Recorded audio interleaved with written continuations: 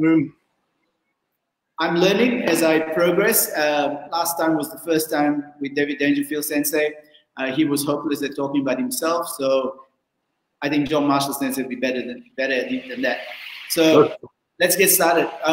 John Marshall Sensei, this is his 35th year of Aikido. He started at the age of 10, so now he's 21. Glad your maths is as bad as mine. Sorry, go on. I said, I'm glad your maths is as bad as mine. Okay, so can you tell us a bit about your martial history? Sure. So I started actually at the age of 9. I studied judo for a period of about 18 months after we moved from Sydney to Melbourne. And so I was training judo, and then I was introduced through my aunt's friend, was a friend of Rose Richards. And as a wet behind the ears boy of 9 years old, I went, 10 years, how old was it? 10, just on 10. I joined the Aikido Shudokan under Sensei Joe, and that was in 1985. I continued judo, I think, for about 6 months after that, but once I started in the kids' class at the dojo, I got hooked, and here I am, 35 years later. So after you did your Nidan in Melbourne, you went to Japan. Yep. And I know all the answers, but for everyone else listening, how long did you spend in Tokyo? So I was in Tokyo just under 7 years. It was six years and about 8 or 9 months. And I did my Nidan under Mori Sensei, who had come out in 94.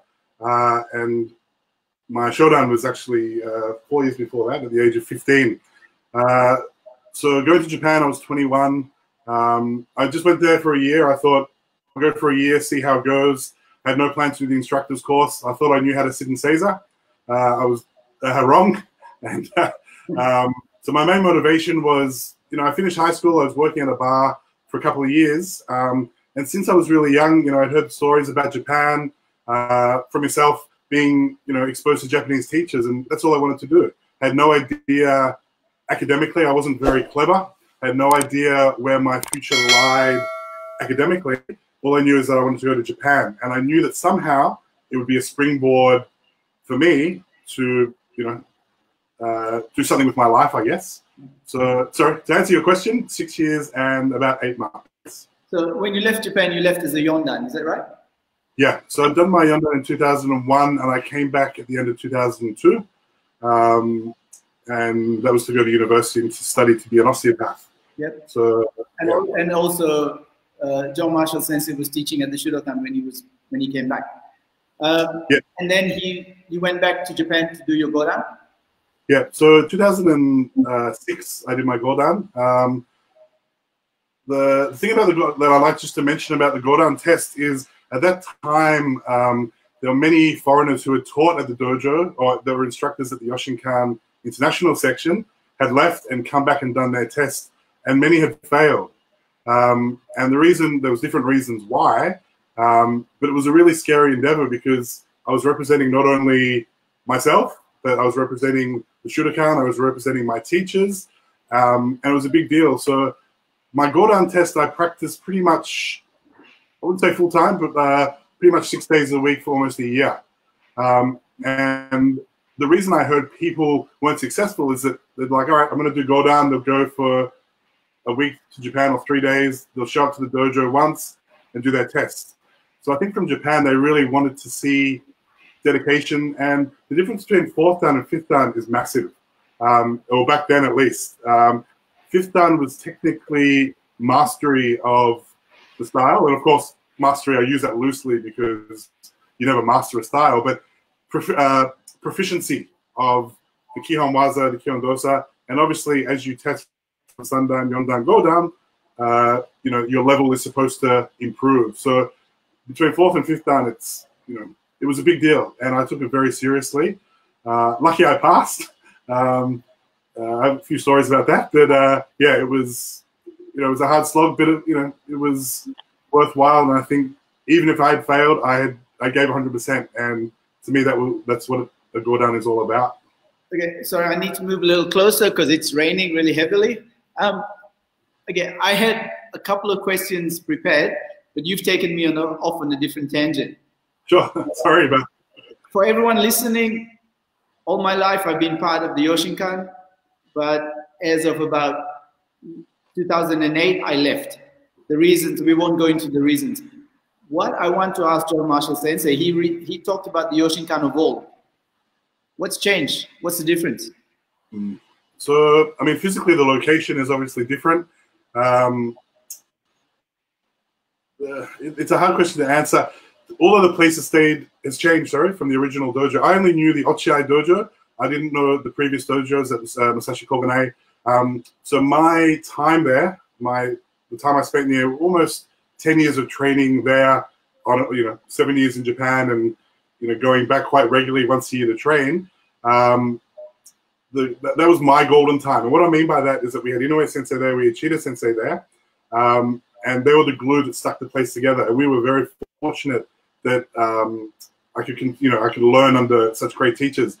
But basically with the Yoshinkan, we have to remember is regardless of the place, it's an idea and its spirit, and we take that with us. So I think at that time almost like a university. I did whatever level of education, but the Yoshinkan will always have a meaning for us. Those days have gone and that dojo is gone, but that's fine. It's what we do with it that counts. And I think that's probably the most important takeaway. I don't know if that answered your question, but... So I was there a little bit in the 80s and 90s, and a lot of people said the 80s were golden time. I think it was all a golden time depending on what you got out of it. But you didn't answer my question, I'm sorry. My question was, what is the difference between the Yoshinkan that you knew and the Yoshinkan of now? Let me preface my question. You're a Shihan in the Yoshinkan, yes? Right. Yeah. So a Shihan, in my opinion, is a model teacher, a teacher of teachers, a model teacher, someone who is representative of the art and of the school. Hence, as a Shihan, you should be able to speak for the organization. Absolutely. Yeah. So my question is, what's the difference between then and now? I think after everything that happened back almost 10 years ago, there was a lack of leadership and unity. And I think everyone went on their separate ways. I think now the current job is to unify everyone together, and I think that's happening slowly. It's happening perhaps as quickly as we'd like it. Kancho, is it? Sorry, Sensei? Did you say Kancho or Kaicho? No, I said, I can't remember, I'll have to go back. I didn't say Kancho. Okay, all right. We're splitting nails there, yeah. So, okay. And okay, so I don't know if I got the answer I wanted, but move along. I guess the answer is it's still an answer. It's still, I think the fallout from what happened 10 years ago is still being felt now. There needs to be a certain amount of leadership shown in Japan, which I haven't seen. I think rather than splitting off into organizations, there has to be the core, which you actually have to, or Gozo Shioda Kancho's students need to unite rather than, they can have their own organizations and that's fine, but I think that there needs to be unification, and that hasn't happened yet. On my part, I'm doing my best wherever I go to teach people the Yoshinkan spirit, to teach my version of that. I don't have much to do in the organization in Japan, but I have a say in what I can do myself. And I think it's up for our generation, the people that have come through, to pick up the torch, keep the flame alive, if you will. Yeah. Hashtag. And keep going, keep the flame alive. So it's a difficult question, and I know you love difficult questions. So it's that, I don't want to just say it's too hard basket. It is, but it's going to take a lot of people and unification and harmonizing. And in Japan, it's very hard. Okay, good. So we move on, if that's okay. We've got a question from Navin Francis in Seremban in Malaysia. Yeah, and I'm going to have to paraphrase his question. He said that from the age of 10 to what you've achieved now, what has motivated you to stay on the path of Budo? And he thinks that this question will help a lot of teenagers in the Shudokan. Yeah, I think it's a good question. I think motivation is the wrong word. Motivation is fickle. sometimes you feel like doing something. When you want it, it's not there. I think probably a better word would be discipline. So the discipline is that if you commit to doing something, you do it. So whether your motivation kind of, to me, speaks of you have a choice in what you want to do emotionally. Discipline for me is I'm going to go to the dojo, I'm going to train 3 or 4 times a week.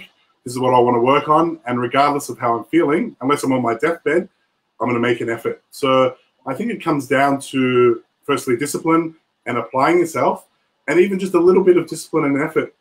People, you can achieve anything. Look at me, you know, I'm nothing special. I'm not intelligent, good looking maybe, funny, but you know, it's one of those things that once you get the spirit and a little bit of discipline, it's amazing what you can do with it. I might steal your answer at some stage. I don't know if that answered it, but yeah, in a nutshell, motivation is fickle. I don't feel like training sometimes, but I tell people this: if you don't feel like training, at least come to the dojo, sit down and watch, or change into your gi, do some stretching, whatever you got to do. You will feel like training. It's that mental, it's that devil that sits on your shoulder before training going, oh, I'll have a few beers instead, I'll catch up tomorrow. And, you know, we all do that sometimes, but, you know, I think demons. That's why I've had 2 shoulder operations. That's true. Yeah. Okay, so we're going to move on now. In Yoshinkan system of Aikido, we use the word os. A lot of other Aikido schools frown upon that word. Do you want to explain what your connotation of the word os? Yes, so I think us is it's part of our culture in the Yoshinkan, and that's the difference between a culture and a tradition, and we can touch on that later perhaps. A culture it's specific to us, and you know, a lot of some karate schools use it. To me, it's more of an intrinsic motivator, so something that I'm going to push myself to do. So, you know, to push your spirit is, I guess, a literal translation, but I just like it it's like saying I love you. I love you is special, but if you say I love you 20 times a day, it kind of, the shine of it starts to wear off. And I think with us, we use it, I'll talk from a Sensei point of view, because there's probably 4 words you need to know as a Sensei in Japanese. That's us, hai, wakarimasen, gomen nasai. So yes, no, us, and I'm sorry. So that's all you need to know. And it's an answer for everything. If I don't understand, thank you. But I feel it's overused in that if a teacher is telling you something in a group and people are shouting out or barking out, us, us, I think it's just distracting and it loses its special meaning. In a nutshell, for me, it's, as I said, it's something that's intrinsic, it's an internal motivator and drive, and actions are louder than words. And a strong us is paramount in Yoshinkan, but it's your actions that are more important to me, if that makes sense. I think I'm quite guilty of that, and the Shudokan as a group, I think we use os so much it's lost its meaning, and I think it should be used in the martial way, not in no offense, but not in a fluffy type os, how are you type way. Yes. Os, you know, yeah. That sort of thing. And I think it's something that I think I need to redirect the dojo. Or on social media as an answer to everything. Let's not pick on Andrew McBride now. Yeah, I just find it's it means a lot to us, those that have, you know, all of us that do Yoshinkan Aikido use it, and I think we mean to be respectful when we use it. So I'm not putting anyone down that does that. I just feel that yeah, it's a special word, and we use it to drive ourselves, really. So I think unless we have conversations like this and let people be privy to them, people don't know, and then yeah. we can't learn them. Yes. Yeah, I think we need to be open about what we do and think, and I cannot teach the way I was taught, and you know that. Yeah. I'd have no one. So things have to change. It's how it's changing, and that wasn't my question. My earlier question about the difference between Yoshinkan then and now. Mm-hmm.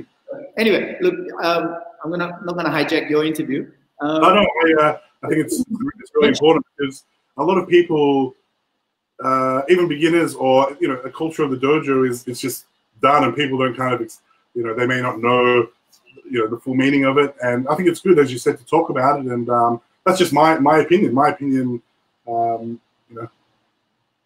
that's just where I stand on it.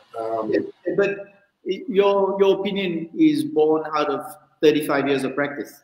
Yes, yeah. And it's valid. It's not some keyboard warrior with a yellow belt who weighs 140 kilos. Yeah. Not that there's anything wrong with it. Yeah, I got to learn how to type properly first.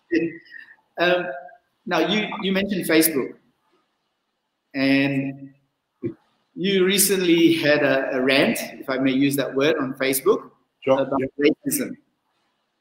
And, I was born in Malaysia, lived in Australia most of my life. I've trained in Japan, I've taught all over the world, and I've encountered my fair share of racism, right? But it's taking a whole new dimension on social media, on Facebook. Yes. I just had not an altercation, but an experience on Facebook too. Do you want to tell me what you think? I think social media has been fantastic. It's a way for all of us to get out of there. And I use it pretty much to connect with people like yourself who live in other parts of the world, friends that we can catch up. That's how I use it. I use it for a little bit of business, but I don't try, I'm not very political. I don't try and change people's minds about my beliefs. I respect where people are coming from. What I don't like is just blatant racism, thinly disguised as, by Australian. I support Australian. I'm very patriotic. But it seems to be kind of taking on almost like a KKK approach, and that all Asian people have the coronavirus, and anything from Asia will, you get a free sample in the box. And I find people, especially in a position of teaching. So if you're a teacher, you're not above other people, but you have a certain sense of how people look at you, and you should act appropriately. So I'm very guarded about what I put out, even comments I make. I look at a lot of Aikido videos, a lot of martial art videos, and if I've had a beer or two, I won't comment at all. I don't comment usually anyway, but that is certain people's self-expression. Let them have it, put it on Facebook, that's fine. What I won't tolerate is blatant racism. For me, it really winds me up. It's not necessary, and it just exposes that you're an asshole. Yeah, you're pretty prolific on Facebook, so let me ask you this question. Say as an instructor, someone puts up something on Facebook that's contradictory, right? Or maybe a little bit inflammatory, and then the comments come in from their followers or friends, and it gets more and more inflammatory, more and more racist. Yeah. Do you have an obligation? Let's talk as martial arts teachers, nothing else. Do you have an obligation to put them in their place, to delete their posts, to stop them from abusing other people on your page? Sorry, you're referring to a post on your own page? Yes. Oh, absolutely, yes. Not my own page, just in general. On any page, just a comment or one. Okay, let's say I put up a post and it's inflammatory, and people have a go at each other, or they take it to an extreme, the Rob Rosa extreme. I'm just joking, Rob. And should I, as an instructor, someone who has maybe standing in the community or something, do I have an obligation to pull them up? Right? Absolutely. Or is that censoring people? Yeah, it's a fine line. It's a great question. I think we'd like to know the why first. What is their why? What's their motivating? What motivates them to say that? But if it's kind of their friends jumping in and stuff, if it was on my page, I'd probably delete the post.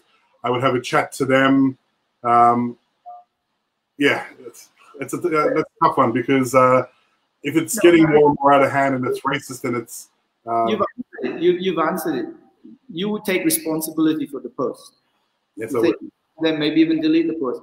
A lot of people aren't doing that. Yeah. They're letting a small post get thrown out of proportion by people taking, saying that the Chinese are going to be exporting bat soup to Australia by the container load. Stuff like It's just unnecessary. But Yeah. if you let it go, then you're not taking responsibility. And I think as teachers, as martial arts teachers, we have to take responsibility. 100%. You know, and okay, that's just me having a vent there. But okay, we're going to move on now. Sorry, did you want to say anything more about the racism thing? I find, like, just in times of fear, and it'll come back to a question about building character and revealing character. I really think that crisis has revealed a lot of people's characters, and some people that I didn't expect are like that. It doesn't take much to, you know, get them go, as in for them to start, you know, giving their real thoughts on the world. And, you know, everyone's entitled to their opinion. That's fine. But if it starts being racist, it's not on. It's as simple as that. You know, and the violence is, I think. You tell me you've never experienced racism. Oh, of course, but you know, in Japan there's a certain amount of racism, but compared to you know, people might look at me as a white privileged male, and in Asia that is certainly you know, I know a lot of people that think like that, and which is totally disgusting. But I haven't experienced half of the races, like a lot of the, if I can use Singapore as an example, a lot of the migrant workers here are, you know, they're treated like absolute shit and looked down upon by other people, and I find that horrendous. But is that, you know, I'm not sure I can comment more about that, but someone asked an interesting question. We hold up, as martial artists, we hold up Aikido as, let's say, talk about Aikido. Aikido as being a great martial art, something that's filled with tradition and philosophy, etc., etc. I've experienced racism at the Yoshinkan Hombu dojo. I've experienced racism at lots of dojos all over the world. You know, I'm not saying that makes it right. Yeah. But how can we then hold ourselves up to a higher standard if we've had to deal with that everywhere we go? Yeah. Yeah, exactly the same. I mean, I think everyone, and that's the dark and nasty side of Japan that people don't like talking about, but you know, it can be quite a xenophobic place. And I imagine, you know, can you imagine back after the war when Thambu Sensei went there, or, you know, in different times like that? I mean, that's a different conversation. But I think that one of those things is, it either makes you, like most things in life, it makes you bitter or it makes you better. And for me, yes, you can be bitter for a while, but, you know, if, you know, I hold myself to a high standard, and as martial artists, we should too. We should also, sorry. So regardless of the organization, it's like, for me, this is what this is about. That's my belt I'm showing you, by the way. How we need to hold ourselves to a high standard, and it's as simple as that. And that goes across the board and everything. Look, you know, having said that, I'm just taking it to the other side of the extreme. I've had a lot of help from top teachers in the Yoshinkan and outside. And, you know, going back to Thambu Sensei, he must have had brass balls back then. Absolutely, yeah. So, against his parents' wishes in the 50s, less than 10 years after the Second World War. I look at what he did and I think, wow. Yeah, I'm the same. I'm like, well, I might have, you know, experienced a little bit, but not compared to, you know, he probably didn't have the chance, or maybe he did, but other people don't have the chance of, you know, teach English for 4 hours a day, making $2-3 grand a month. You know, they were good times. They were easy times compared to some other people that were working their ass off. I had it very lucky, so I didn't suffer like that. When I first went to the Koganai Dojo in 1983, apparently there were bets out amongst the Uchideshis to see how long I'd last. Yeah. Right? If that was back then in 83, can you imagine what Thambu Sensei would have had to put up in the Kodokan, in the Yoshinkan? Absolutely. Going to town on him. Yeah. And it's a real tribute to the man. I mean, he's incredible, and that's those experiences he had there, you know, shaped him and shaped all of us. So very lucky for our, you know, that legacy. The blessing and the curse of that man was he doesn't talk about it. Yes. Now, he doesn't make a big thing out of it, but I look back and I think, wow, you know, and what he had to deal with, what he had to do. Wow.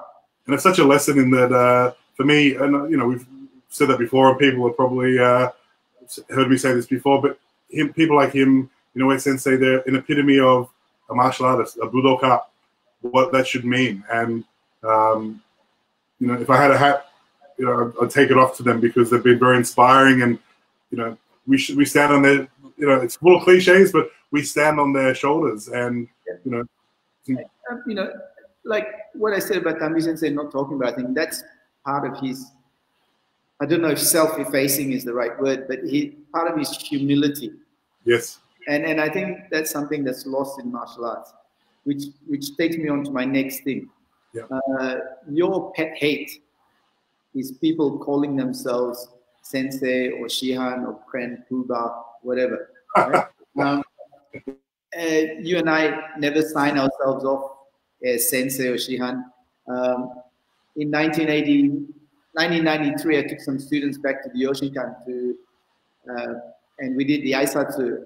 For those of you, by the way, she who must be obeyed said I have to explain any terminology, Japanese terminology. So Aisatsu means paying your respects.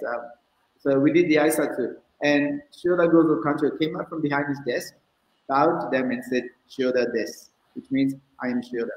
Yeah. Not I am Sensei or I am Kancho or whatever. And now we get people signing off. Masturbates? yeah, masturbates. You know, as master this or Shihan so and so or whatever. What are your thoughts on that?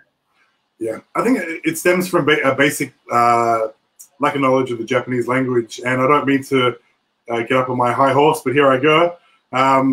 Things like even like son, you don't refer to yourself as son like my name's John Son. It's like saying my name's Mr. John. And for a native speaker, these are just things that you wouldn't do. You know, the whole Sensei, Shihan, whatever, it's an honorific title.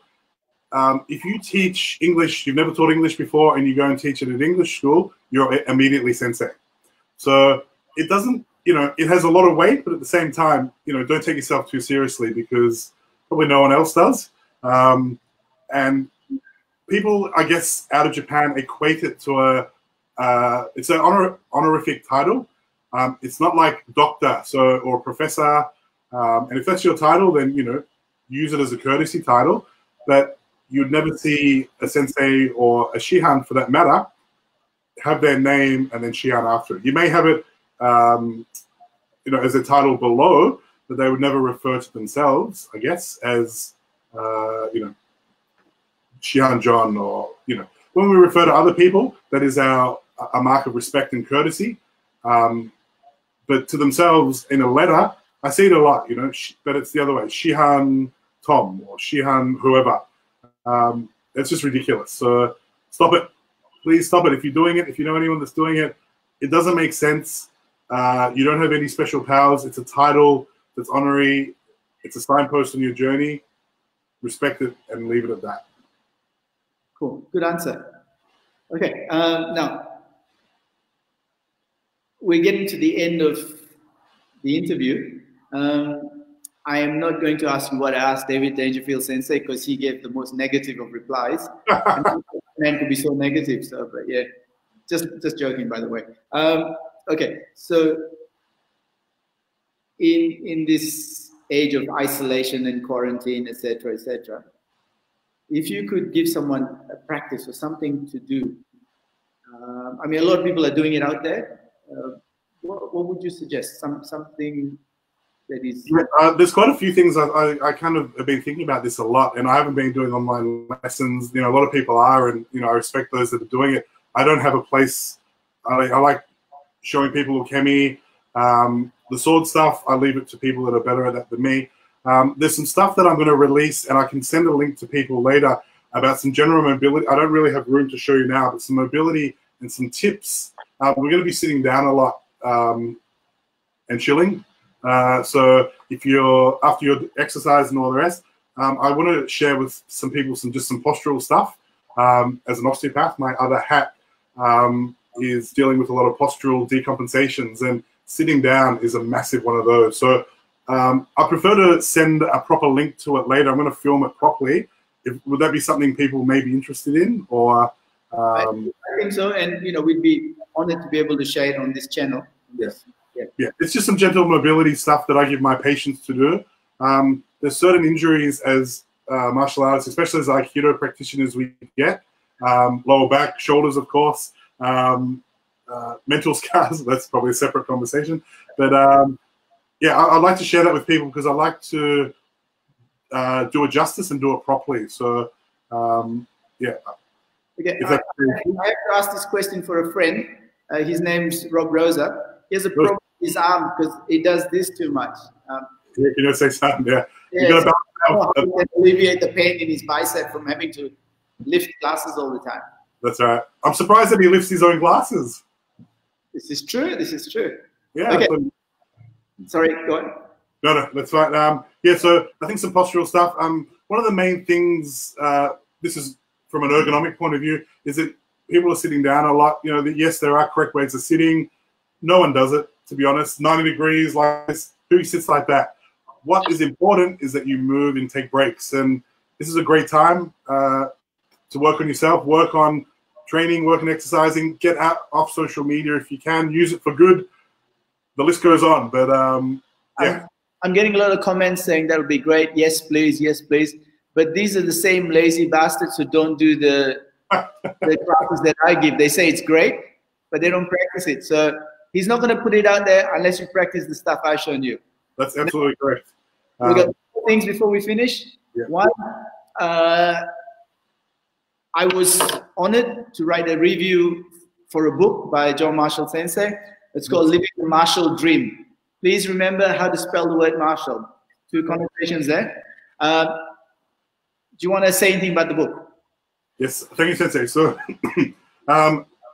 loving a cheesy pun from way back, Living the Martial Dream was it was an idea that came out of I've taken quite a few groups to Japan over the years, and it was the questions that I would get from people, how to prepare for themselves, and so it's kind of like a book advice. It's not going to win any prizes, unfortunately, but it's a simple book, and it just explains basically what to expect and how to prepare for living and training in Japan. It doesn't include Okinawa. I know a lot of people that practice karate, going to Okinawa is a big thing, and that is a section for someone else to write. But it's just observations and something that hopefully will inspire you to, if you're thinking about that path, to do.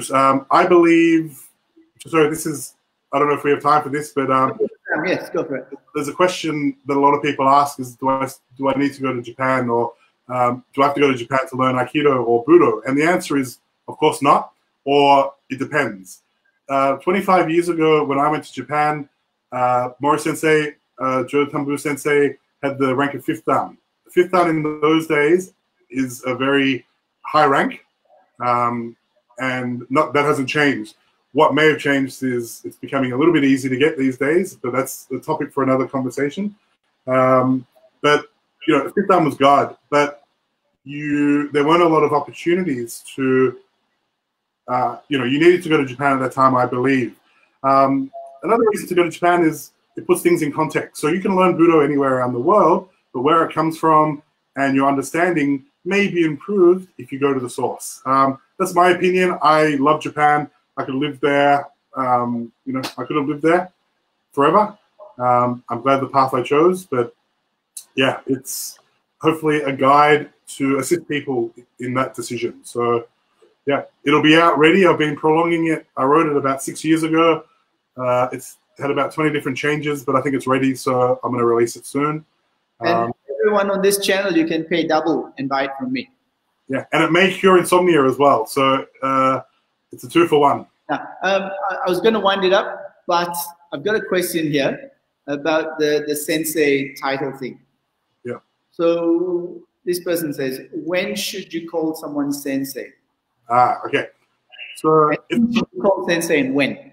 Okay. So basically, if they have the title of Sensei, then you use it on and off the mats. It's not something you use on the mat or outside. Call me Bruce. And it's up to the seniors to enforce this, because, I mean, I don't expect people, if people want to call me John or Sensei, I'm completely fine with that. But I will not allow my students to call anyone else by that. And that's a hard and fast rule I have, and it's not negotiable. So if they are good enough to teach you, for me, that's their title. And it's very easy. It shouldn't be a confusing thing. It basically means someone who's come before you. So it can be chronologically. It doesn't have to be chronological. They can be younger than you, but basically, in essence, it means that they've walked the path before you, and they're worthy of that respect. They've had experiences that you may not have had, but their role is to assist you. So for me and my students, our culture is we use it to anyone that teaches, and I insist on that.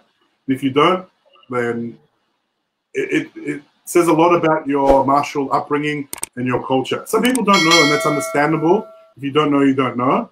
But it doesn't mean guru. It doesn't mean, you know, I'm submitting my will to you. It's a sign of respect. Okay, now, aside from signing off, I'm going to give you the last word. Anything you'd like to say? Anything you'd like to bring up? Any pet hates? Any rants? Anything else? Please. I don't keep ranting. I've tried to keep my rants to a minimal lately, but yeah, they've all come out, which is great. I think it's good depending on your journey, to make SMART goals. A SMART goal is, you can Google it, something that's specific, measurable, attainable, realistic, and timely. So I think gradings are great. Some people don't like gradings. I think gradings are very beneficial in a student's progression. And it's not chasing down I'm talking about. It's chasing experience and improving yourself. So what that made me is, if you're a Shodan, then it's April. In December, I want to test for Nidan. How am I going to go about it? I need a partner. I need to train 3-4 times a week. I need to commit to it. So all these things have to be realistic and measurable. So that's one. And it's good to have goals. Some people just train willy-nilly. They don't really have a goal. And I think gradings are great because you don't rise to the level of your expectations. You fall to the level of your training. And it's such a good expression because it's so true. Unless you're very, very good, you can't just go out there and wing it. Teachers know. They know if you put in effort, if you put in the required time. So that's one of my first things. Yeah, enjoy it. It is a marathon and not a sprint. That's probably the biggest takeaway thing. It's a lifetime journey. And the other thing is, obstacles don't block the path. They are the path. So things that we come up against, that's the path. That's the Buddha. That's what we're walking. Accept them. Do whatever you can do and enjoy yourself. And yeah, I look forward to seeing anyone on the tatami very soon. I think that's all I have to say, Sensei. Thank you for the great opportunity. If I can say one more thing, I'd like to thank the Shudokan and yourself for 35 years of love and friendship. You've been my greatest inspiration and role model. I know you don't like the term role model. I wouldn't say father because you're not that old, but you've definitely been the most inspirational person. And going back to Navin's question is, I like the word cultivate because people don't, we can use the word grow and cultivate, and there's a difference. Grow, for me, cultivate means the help of a group. You need certain conditions for people to be successful. Grow, yes, I mean, it's semantics, but it can be, you throw a seed and it may grow, it may not. But to nourish something, to cultivate something, the yaw is it's very important, and it takes a village, a dojo village to raise people. And I never forget where I come from. I'm very thankful for everything that everyone's taught me, and I like to pass it on to my students. And that's what keeping the flame for me is really about. I had 2 coffees before this, and they were the 3-in-1 specials, and it's like, woo! So I do apologize. Correction, keeping the flame alive. Sorry. I get really upset if we don't do that. Everyone, thank you, John Marshall Sensei. It's a great opportunity for me to interview John Sensei. We're like family. We haven't always agreed on everything, but we agree on enough to have this strong link, strong connection. Next week, I'm going to be interviewing Darren Friend Sensei. Along with John Marshall Sensei, they started at the Shudokan, at the same time. So they've both been going for 35 years in Aikido. It's going to be a riveting interview because I'm going to put some really nasty questions to him. Everyone, if you enjoyed this, if you enjoyed any of the stuff that we've done, show me your appreciation, share it. If you think it's good, pass it along. If you don't think it's any good, delete the bitch. Okay? Thank you very much. Happy Easter all. Happy Easter. Thank you.